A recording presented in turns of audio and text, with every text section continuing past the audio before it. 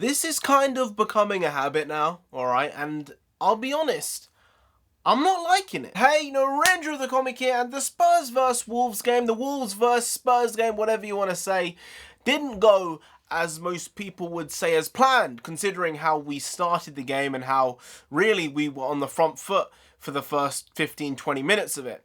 But, you know, I don't want to say the term, but the term Spursy comes to mind. I hate it. I hate that word. It doesn't fill you with any joy as a Spurs fan. But the fact that we're doing this thing again and again and again, where we're ahead in the game until the 85th, 87th minute, and then we concede a last-minute goal and we lose the points. And it just has to stop right now, okay? This is too much. It's happened 1, 2, maybe 3 to 4 times already this season so far. And the amount of points that we have lost from winning positions in the last 10 minutes of games is probably upwards of 10 points so far in the league. And that's just not good enough. We did it against Crystal Palace. We did it against Wolves now. We did it against Newcastle and against West Ham. And those are games which we were comfortably winning. All of them. There was not really much of a threat. Wolves definitely did play better than Spurs attacking-wise today. We played well for the first 10, 15, 20 minutes, and then we went back to our defensive low block and kind of sat there and became a bit toothless. I mean, there were a couple of standout performances through the match, and some people had very good games, but overall, it was a boring game to watch from a Spurs fan's point of view, other than Tanguy Ndombele, alright? Ndombele put in a performance.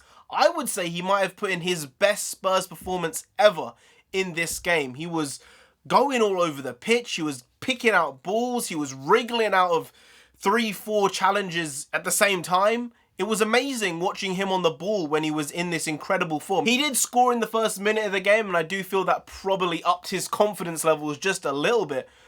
But the guy was putting in a shift, and I think the fact Mourinho took him off, it was probably for Tanguy's benefit more than the team's, because the team was absolutely fine at that point, chilling out, nothing was happening. Tanguy was playing well, and I think it was for his physical and fitness reasons as to why he came off the pitch. He did play 70 minutes this game, and I think that is an improvement. He's been playing 55, 60. So Mourinho did let him stay out there longer, but once he came off the pitch, we were looking toothless, we were looking directionless. There was no direction, not one direction, Harry Styles and all that. There was no direction going on in this game when Ndombele came off the pitch. It was shocking. No forward thinking, no forward movement. I mean, and then he took Son off. And I've said it before, and I said it in the West Ham review, and that is when you take off both Son and Ndombele, the team looks like they have no energy, no life, no spark about them. One of them need to stay on the pitch the whole game. And if that can't be Ndombele, then that has to be Son. Son did not have a good game today. Let's be clear here. Kane did not have a good game today. Hjulberg was just okay. Winks was alright.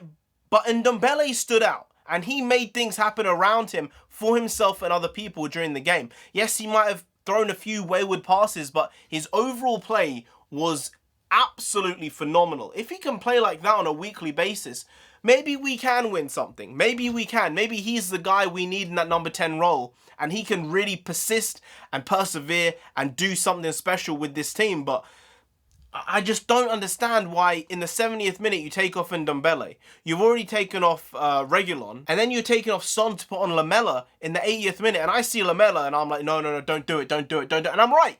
I'm right in saying don't do it, because I feel if Son had stayed on the pitch or Ndombele had stayed on the pitch the whole game, we would not have dropped these points today. So it's easy to say, oh my God, we played shit.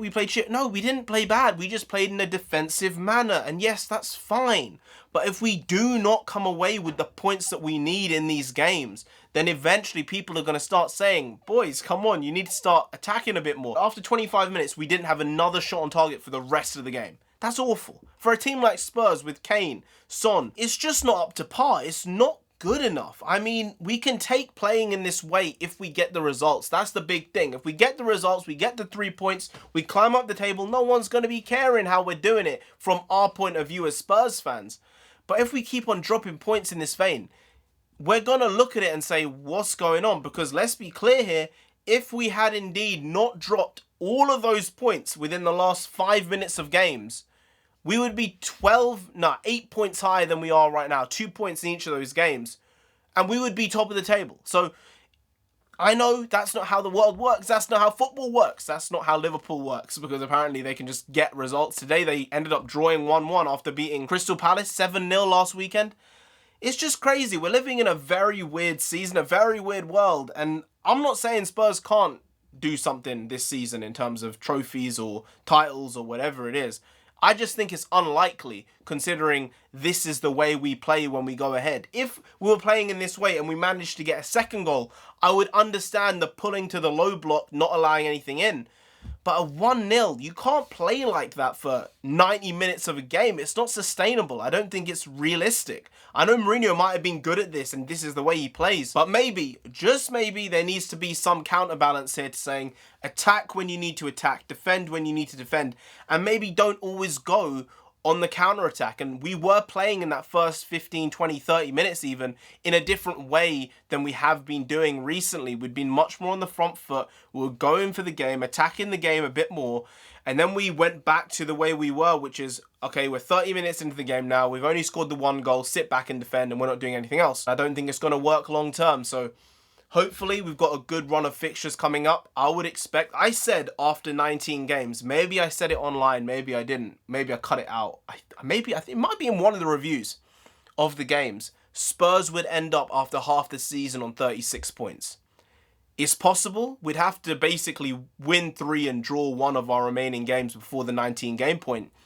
But I think that's realistic, and I would have been happy with that at this point in the season. So if we get there, I can't really complain, because that's what I was seeing us being at the halfway point of the season. And who knows, that might be 2nd in the league, that might be 5th in the league, we don't know. We'll see where that goes, but Mourinho, maybe he needs to find a slightly different way to play so he can really put 2 different styles with each other for different periods of the game, because I do not think this is going to work out well overall for the whole season if this is just the way we play. But that's how it is. There were some good performances, some meh performances. Kane and Son really didn't play particularly well today, and I think that's the big thing. If we're not getting good performances out of them, we're just not going to score goals, because they are the bread and butter of this team in terms of the attacking threat. And Ndombele popping in, chipping in with a goal, but chipping in with a very, very good performance. Anyway, guys, if you did enjoy this video, please like, share, comment, and subscribe to the channel down there. If you didn't, then Ndombele will come after you. He's got the pace, he's got the power now. He seems like he's trimmed down like at least a stone over the last year, maybe even more. He's looking in shape, he's looking good, he's looking like he can really, you know, run through a brick wall at this point and live to tell the tale. So he'll come after you. You don't want that. You really don't, so just subscribe anyway to avoid that. I've been NarendraTheComic. You've been Graham. We'll see you next time. That's tomorrow. If you don't know, make a video every single day. I've been doing it every day for over 2 years now. We ain't stopping till we get 10,000 subscribers. So do subscribe. Pop back again tomorrow for some more quality shitty content. So hashtag never not here. Just how it goes. We also bring the bakwas. Bakwas means nonsense in Punjabi, but you probably, maybe, potentially already knew that. See you tomorrow. More bakwas, more nonsense then, because it's just a consistent layer on this channel. Bakwas, nonsense, quality shitty content, all the above. Everything. We bring it all. We do indeed bring it all. See you tomorrow. Skadoosh.